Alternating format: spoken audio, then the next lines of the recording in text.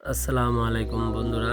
আমরা মূলত জামালপুর শেরপুর জেলার একটা ধান ব্যবসায়ী মহাজনের বাসায় যাচ্ছি। সেখান থেকে 40 কিলোমিটার দূরে গজনী অবকাশ ঝিনাইগাতি মধুটেলা নামক যে পাহাড় বা সৌন্দর্য জায়গা আছে, আমরা ওইখানে দেখার জন্য যাচ্ছি সবাই। দেখেন বন্ধুরা, এখানে এই সৌন্দর্য কিছু দেখার জন্য গাড়ির প্রবেশ টিকিট মূল্য আমাদেরকে 200 টাকা দিতে হয়েছে। এখানে যে গাড়ির কন্ডিশন, সেই কন্ডিশনের উপর ওনারা টাকা নেয়। এই যে বিলবোর্ড দেখতে পাচ্ছেন, এখানে মূল্য দেওয়া আছে। যাই হোক, তারপর আমরা ভিতরে প্রবেশ করলাম।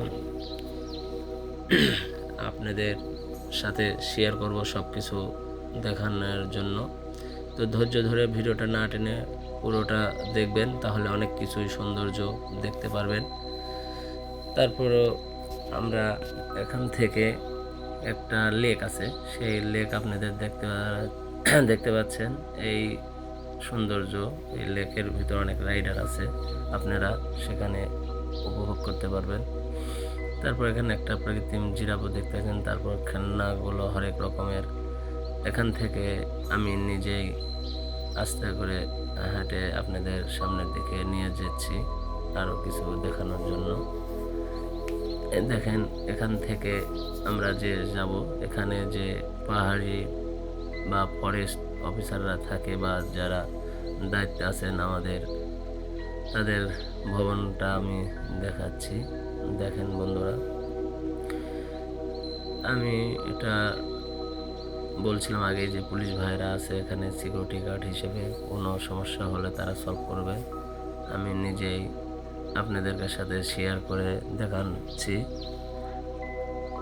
সামনে নিয়ে যাচ্ছি। এখান থেকে যেটা আকর্ষণীয় যে পাহাড় সৌন্দর্য, সেটা দেখানোর জন্য সামনে যাচ্ছে। এটা আমাদেরই লোক।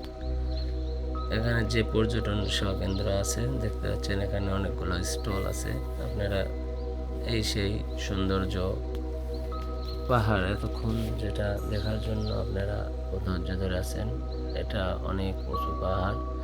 যাই হোক, কাছে থেকে মনে হচ্ছে যে কাছে, কিন্তু না, এটা আসলে অনেক উঁচু। এখান থেকে এই যে আমি দেখাচ্ছি, দেখেন এই দিকে অনেক নিচু কিন্তু খাত। এই নিচের দিকে তাকালে অনেকটা মানে নিজেকে কন্ট্রোল করা যাবে না, মনে হয় মাথা ঘুরে যায়।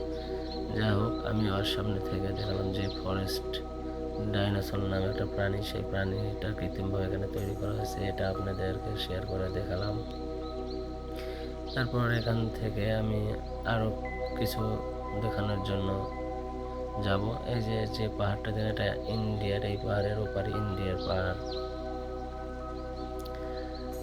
যাই হোক, আমরা হেঁটে হেঁটে এখন একটু বিরতির জন্য এখানে দাঁড়ালাম।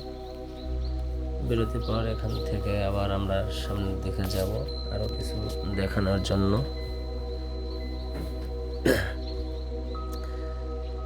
তো এখন আমরা সামনের দিকে যাব সবাই মিলে। এখানে রেস্ট করা হয়ে গেল। এখানে ওই যে অনেক রকমের যে খেলনা, সেই খেলনার স্টলগুলো আছে। যাই হোক, পাহাড়ি এলাকাদের এখানকার যে স্টল, সেই স্টলগুলোই আপনারা দেখতে পাচ্ছেন। যাই হোক,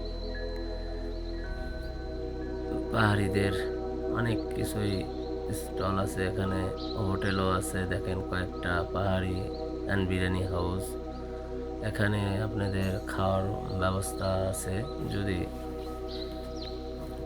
খাইতে চান আপনারা, যদি এই হোটেলগুলো খাইতে আসবেন।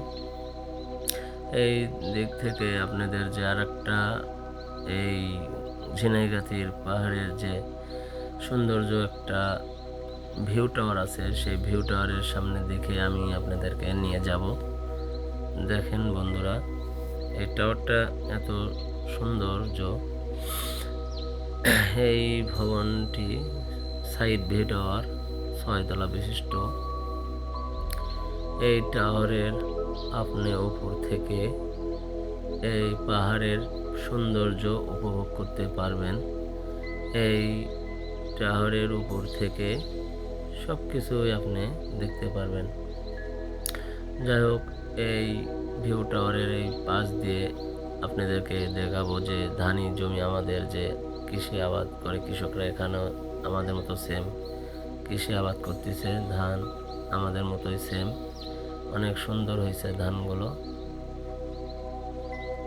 তারপর আস্তে আস্তে আপনাদের আরও সামনের দিকে নিয়ে যাচ্ছি। দেখেন বন্ধুরা, ভিডিওটা এখানে একটা রাইডার আছে,